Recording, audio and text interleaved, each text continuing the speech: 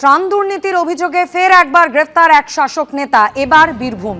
গ্রেফতার ময়ূরেশ্বর ১ নম্বর পঞ্চায়েত সমিতির পূর্ত কর্মাধ্যক্ষ কৌশিক সাহা।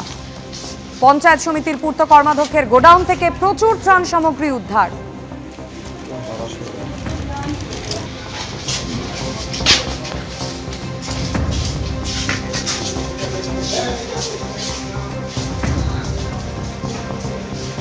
এগুলো কিছু ত্রাণ সামগ্রী।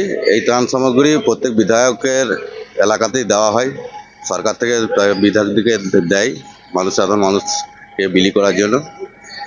সেরকমভাবে এই ত্রাণ সামগ্রীগুলো এসেছিল, কিন্তু হঠাৎ করে ভোট ডিক্লেয়ার হয়ে যাওয়ার জন্য সেটাতে আর বিলি করা সম্ভবপর হয়নি বলে মালগুলো আজকে থেকে গেছে। যাই হোক, আজকে এসডিপিও অফিস থেকে লোক এসে, আমাদের থানা থেকে লোক এসে সেই মালগুলো সিজ করে নিয়েছে। সরকারিভাবে তাদের যা ব্যবস্থা করা আইনের তারা সব ব্যবস্থা গ্রহণ করবে। এখানে কি কি মাল রাখা?